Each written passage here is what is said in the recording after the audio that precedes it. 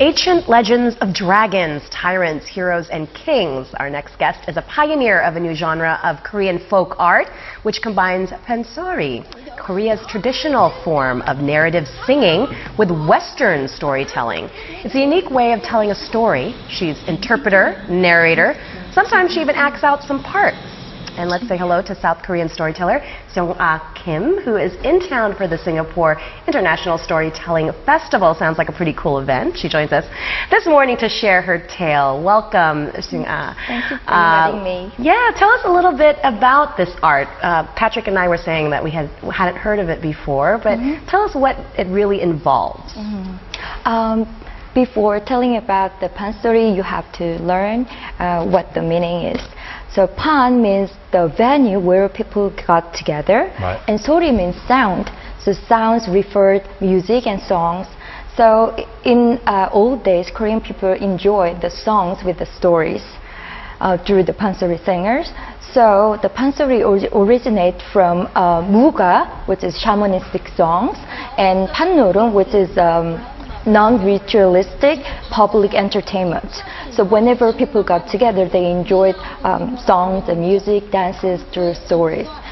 So Pansori originate from the 17th century, and the mature form emerged in the 18th century, and the 19th century, it was the golden age of Pansori. So many people enjoyed Pansori in Joseon Dynasty. So we heard just now about heroes and dragons and all sorts. What sort of stories are typically told in Pansori? Yeah, there were tales? 12 stories in the 18th century, but nowadays only 5 stories survived. So we have 5 stories.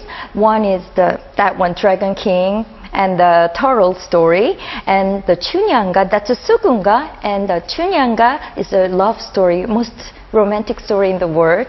Are these stories that all Koreans grow up with and they're familiar with already? Yeah, it is handed down from mouth to mouth. So they're based on folk tales, I'm guessing, with some lessons. Do you actually do some translating as well? Yes. Does that interrupt? How does that work with the whole performance aspect of it when you're performing? So actually, I should think about the barrier of the culture.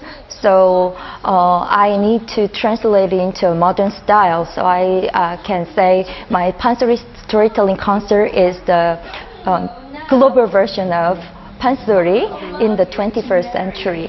So you actually, in the middle, you'll stop and then you'll say it in English. Yeah. Is that how it works? Yeah. Because while I was working on Pansori storytelling project, I found myself acting as storyteller, but also a Korean culture storytelling director. So it's like an alchemy. So I need to find the good elements, and I need to think about the balance and harmony of storytelling and integration with the Korean traditional performance. Actually, I have to say, it kind of makes sense to me, because sometimes when you go to, if you're going to an opera or you're going to a musical and you don't necessarily catch everything that people are singing, it's almost quite handy having someone to explain it to you. What it means. But imagine that in Italian opera, just stopping and saying, "This is what I just said." Well, sometimes I think it might help a lot of people, but with the narrative singing, what's the big challenge with that? Actually, I don't stop them. I just help audience to understand what the story is, because even to Korean people, it is very hard to understand because they use very old poems from China, and they use very old, vocabularies. So even to Korean people, they need translations. So to foreigners, they need translations definitely in English. So I just combine storytelling with Pansori like this way. I just interpreting the stories in English. It's a kind of a role of Pansori singer, because Pansori singer do 3 roles at the same time: narrator, dancer, and singer. So nowadays in my Pansori storytelling concert, Pansori singer only can sing and dance. I'm doing the role of the narrator. Right. So we are just, play the roles together. That certainly makes it an interesting experience, I would guess. How has the reception been with, obviously you're taking this tour overseas, here in Singapore, starting with Singapore. How's the foreign response been? Actually, I was debuted in Toronto at the Toronto Storytelling Festival. When I performed for the first time, people thought it's very new because I tried to deliver the Korean culture at the same time with my storytelling. But I've been doing that for many years, since 2007. And I realized that it is a good thing for people to get more understanding about Korean culture through stories. So finally, in 2012, when I, for a Korean team to Toronto, they finally realized that, oh, singers' effort to share Korean culture with the stories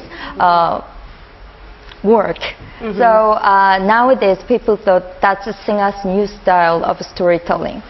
Interesting. So are you feeling that the audience is learning a lot more about an aspect of Korean culture that they hadn't learned about before? Yes, because when I delivered the story, I just explained the history, and also you can be a part of the performance. For example, in Pansori, the 추임새 encouragement is very important. So during the performance, you have to give 추임새 like 얼씨구, 좋다, 잘한다. This is the way you enjoy Pansori, so that you can learn. We learn all together, and then they try to give 추임새 during the performance. It will be fun. Oh, that sounds pretty interesting. A new way of doing it. And you, not just traditional Korean folk tales, you actually use contemporary tales as well. Does that help make it relevant? Tell us about some of the other tales you tell. Because I read so many books since I was young, and then I realized that the storytelling is very universal. So for example, when I introduced the founder of Korea, it's the myth, and then I just introduced that the oldest garlic story in the world, because I didn't know that. So 5,000 years ago, the founder was born by the bear. The bear mother became a woman because she ate garlics for 100 days.